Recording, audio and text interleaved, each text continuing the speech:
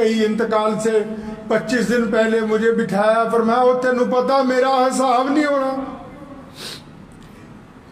फरमाया तुझे पता मेरा हिसाब नहीं होगा। रोने लगे। फिर मैं कहा बुझी क्यों नहीं होगा? कहने लगे मैं 10 साल का था, मेरे बाप ने मुझे इन मस्जिदों को खुलवाने के लिए लगा दिया, मैं 10 साल की उम्र से अल्लाह के रास्ते में लड़ रहा हूं और मेरा ही अगर हिसाब होगा तो फिर क्या हो सकता है? पर मैंने ऐसे ही जाना है।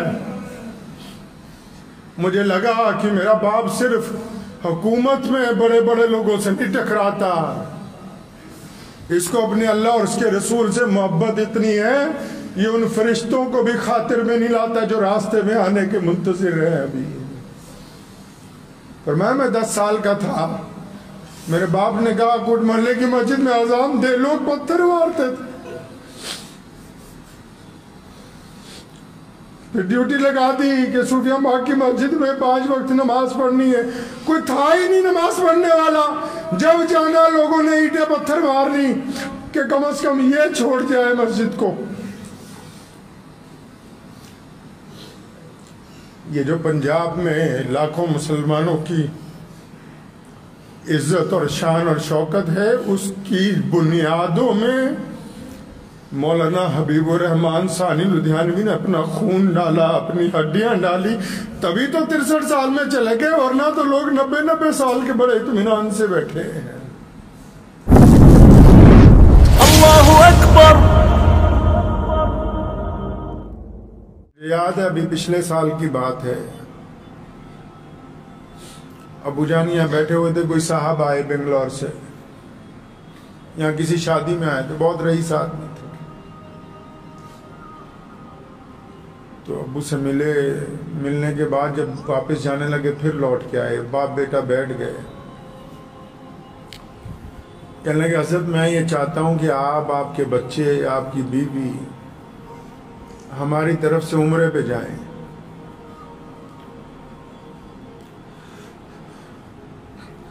तो उन्होंने कहा कि हम रकम सारी खर्च करेंगे, चाहे 10 लाख रुपया खर्च हो। खुश हुए 1 मिनट के लिए, फिर उनके कंधे पे हाथ रखा, फरमाया भाई इन पैसों से जाके किसी गांव में मस्जिद बना दो,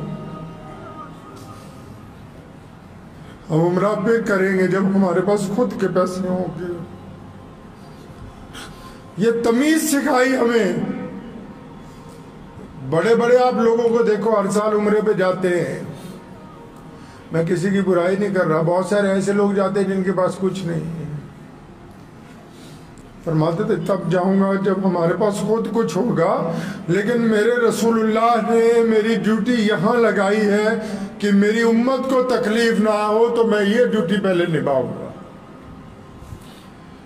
तारीख इस्लाम के सबसे बड़े मुजाहिद सुल्तान सलाहुद्दीन अय्यूबी का जब इंतकाल हुआ, हज बैतुल्लाह के लिए पैसे नहीं थे। बड़ी इज्जत और शोहरत इसमें नहीं है कि कितने दफा हज और उम्रा कर लिया, बड़ी इज्जत और शोहरत इसमें है कि अल्लाह की रिजा के लिए रिज़्क़े हलाल का ध्यान रखा, हराम पैसे से सफर करने का इरादा नहीं। अभी की बात है, 2-4 दिन पहले किसी शहर में कोई पंगा छोटा सा पड़ा मुसलमानों का, मुझे कहा जा वहां जाके अच्छी तरह जो फिरका परस्त है उनका रगड़ा लगा के आ। मैं कहा ठीक है जी, आप ठीक हो जाए, मैं जाता हूँ। और ईमान अल्लाह ने ऐसा अता फरमाया, 2-4 बातें आपको इसलिए बता रहा हूँ कि सारी जिंदगी जिस आदमी ने आपकी खिदमत की है, अभी 2 महीने कबल यहाँ अपनी जगह पे बैठे हो, मुझे बुलाया इत्मीनान के साथ, पंजाबी किया, फरमाया अल्लाह के नबी सल्लल्लाहु अलैहि वसल्लम ने कोई सुनेहा भेजना, कोई पैगाम भेजना है रसूलुल्लाह।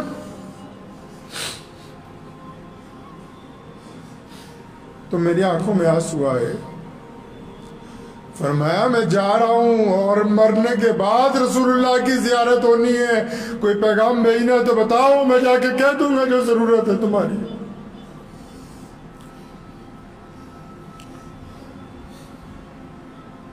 सारी जिंदगी शमशीर उठा के हाथ में फिरे, उस दिन चचा मोहतरम को कहने लगे मेरा इंतकाल हो जाए तो साथ में रखना। बेबाक थे ना, कभी कोई वजीर आजम आया तो बिठा लिया उसको कि मैं दुआ कर रहा हूं तेरे लिए, तो मुसलमान हो जा। कभी कोई चौधरी आके अकड़ गया, कोई बड़े से बड़ा अफसर अकड़ गया, उससे टकरा गए कि नहीं तुम गलत कहते हो। तो ऐसी बेबाकी फिर गई। इंतकाल से 25 दिन पहले मुझे बिठाया, फरमाया तेनू पता मेरा हिसाब नहीं होना, फरमाया तुझे पता मेरा हिसाब नहीं होगा। रोने लगे। फिर मैं कहा बुझी क्यों नहीं होगा? कहने लगे मैं 10 साल का था, मेरे बाप ने मुझे इन मस्जिदों को खुलवाने के लिए लगा दिया। मैं 10 साल की उम्र से अल्लाह के रास्ते में लड़ रहा हूं, और मेरा ही अगर हिसाब होगा तो फिर क्या हो सकता है? पर मैंने ऐसे ही जाना है। मुझे लगा कि मेरा बाप सिर्फ हुकूमत में बड़े बड़े लोगों से नहीं टकराता, इसको अपने अल्लाह और उसके रसूल से मोहब्बत इतनी है ये उन फरिश्तों को भी खातिर में नहीं लाता जो रास्ते में आने के मुंतजिर है अभी।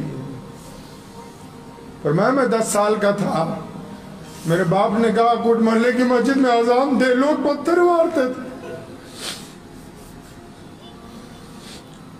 फिर ड्यूटी लगा दी कि सूफिया बाग की मस्जिद में 5 वक्त नमाज पढ़नी है।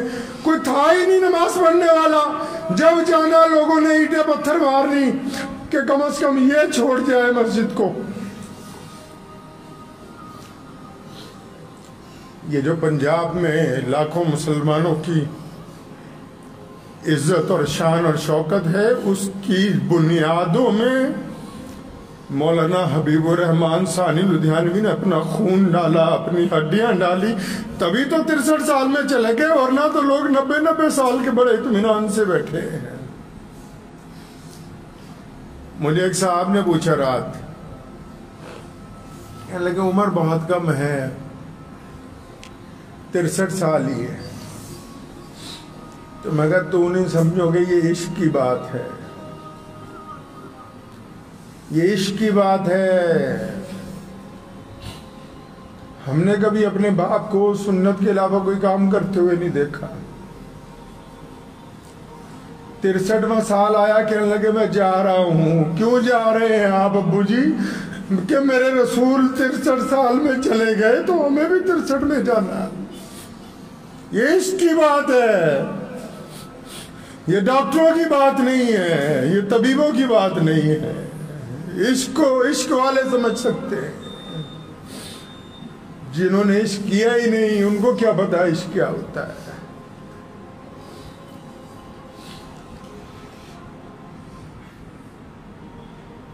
अपने वालिद मोहतरम के इंतकाल के फौरन बाद 30 साल की उम्र में जिम्मेदारी मिल गई। लोग देखते थे, लोग समझते थे बहुत लंबी उम्र के हैं, लेकिन इस तरह इस खुश उसलूबी के साथ जिंदगी गुजारी कि हमें भी सिखाया। लाखों लोग आते हैं, हजारों लोग पैसे ले लेके कि हज़रत इतने पैसे ले लो, फला अफसर को बस एक फोन करना है काम हो जाएगा। फरमाया हराम का पैसा मैं अपनी औलाद के हलक से नीचे नहीं उतारूं। दौलत का क्या है? दौलत कभी भी कमाई जा सकती है, इज्जत नहीं कमा सकते। और इज्जत भी कौन सी? जो अल्लाह और उसके रसूल सल्लल्लाहु अलैहि वसल्लम वाली,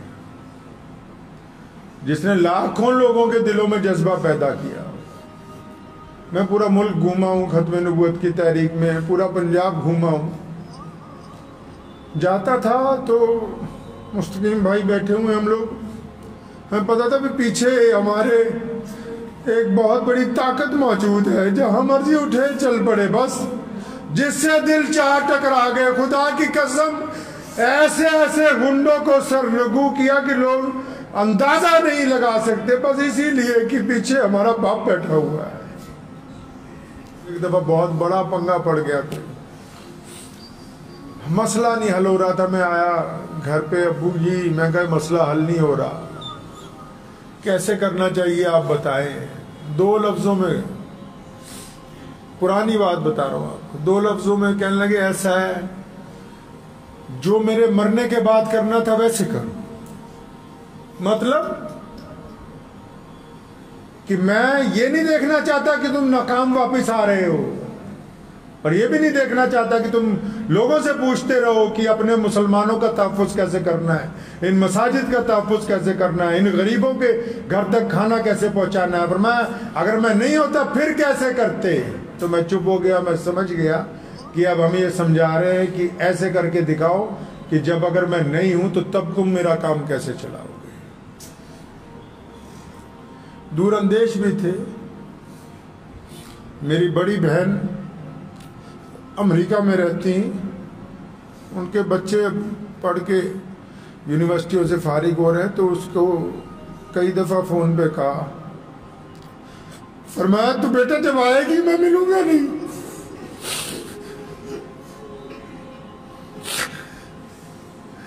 तो ये इस साल भी फिर, तो अभी जब ज़्यादा बीमार हुए तो उनका फ़ोन रोज़ आता है मेरी हमशीरा का। तो मैंने कहा बाजी आप जल्दी आए, आपसे अबू मिलना चाहते हैं। तो उसने 7 तारीख की सीट बुक कराई। सुनिए बड़ों के लफ्ज़ कैसे होते हैं। आज 10 तारीख है।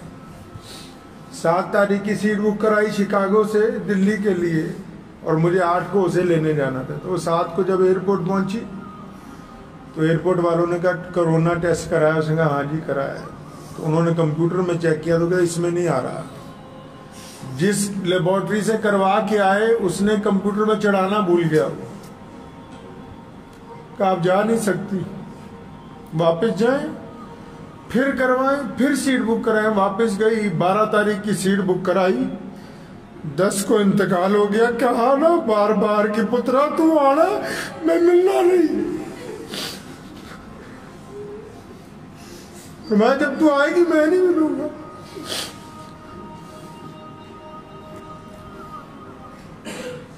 बड़ी ख्वाहिश थी मुझे, कहा यार मैं हज करना है। तो सिर्फ उम्रे पे एक दफा जा सके। हुआ वो यूं के इंग्लैंड जा रहे थे तो मुझे कहने लगे उम्रा करना है। मैं हम दिल्ली गया तो पता लगा उम्रे का वीज़ा नहीं मिलता हज के दिनों में। एम्बेसी वालों से मैं मिला, वो कहते वीज़ा नहीं मिलेगा। तो मेरे दादा मोहतरम शाह सऊद अव्वल के दोस्त थे, जो सऊदी अरब का बादशाह है, जो अब जो बादशाह है उसके दादा दोस्त थे। यार तुम हमें इजाज़त ही नहीं देते हो उन दिनों में जब आम लोग नहीं जा सकते। तो मेरा एजेंट कहता था नहीं मिलेगा। तो शाम को वीज़ा लग के आ गया और रात को बैतुल्लाह में पहुंच गए अल्लाह के फजल से। एक बात समझाई, मैं आपको भी बताता हूँ। फरमाया किसी मुसलमान की बुराई नहीं करनी। हम बड़े बड़े वजीरों से मिलते हैं, कितने गैर और मुखालिफ भी होंगे और सियासतदान भी मुसलमान होंगे। वो अपने भाई की बुराई नहीं करना किसी के पास जाके। कमिश्नर को ये नहीं कहना कि फलां मुसलमान से हमारी नहीं बनती। मैं अपने भाई को कमजोर करोगे, पहले उसको गिरा दिया जाएगा, फिर तुम्हारी बारी आ जाएगी। मिलके अपने घर के अगर शेर को मारोगे तो गली के कुत्ते तुम्हारी बोटियां नोच लेंगे। जो उम्मीद है कि आपको ये वीडियो पसंद आई होगी। अगर पसंद आई हो तो ये आप अपने दोस्तों के साथ शेयर करें और इस चैनल को सब्सक्राइब जरूर करें।